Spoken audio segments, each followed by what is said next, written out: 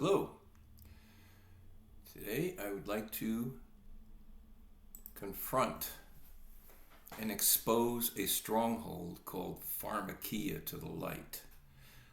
I was held many years by this, and many a believer was held captive by this stronghold of Pharmakiea. But now I am free after many years. At 72, I'm putting my trust in my family doctor, and his name is Jesus. He has my life in his hands, and I will live and die for him. I am going to break this discussion into 3 parts, and this is part 1.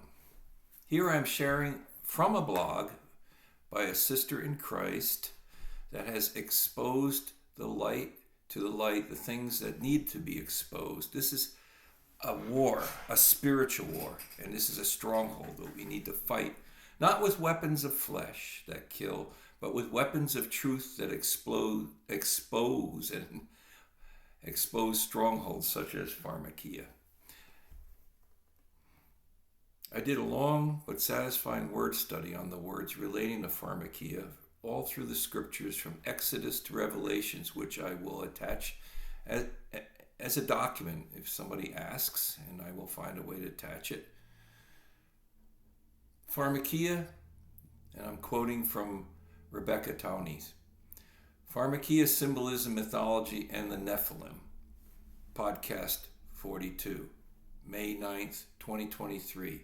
The Radiant Mission Project. And she says, thank you for listening to the Radiant Mission Podcast. We are on a mission to encourage and inspire you on your walk with Christ and as your journey in life. Episode 42, we continue to discuss Pharmakiea from a biblical perspective, including symbolism, mythology, and Nephilim.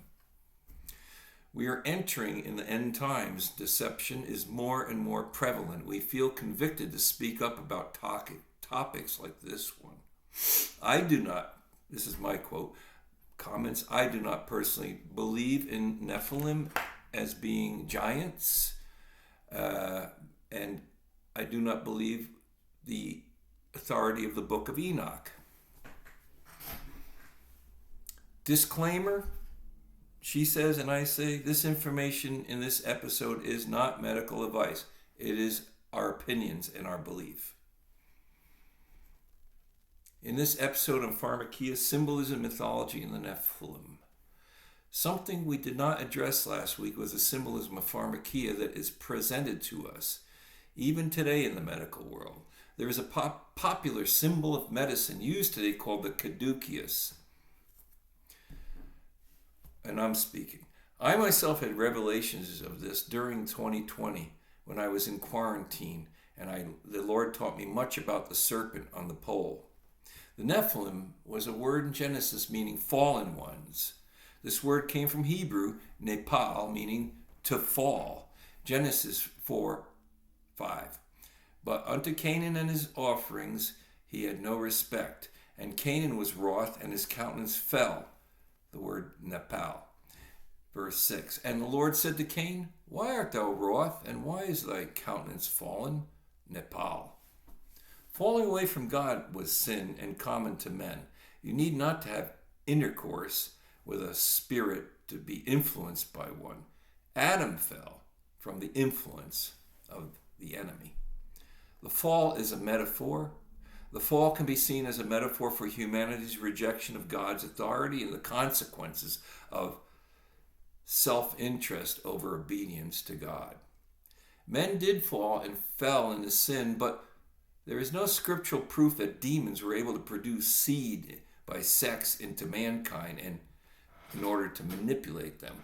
After all, men were originally created in God's image and protected until they could be redeemed. And all men can be redeemed. And the sister continues, it is a staff. The caduceus is a staff with 2 snakes coiled around it.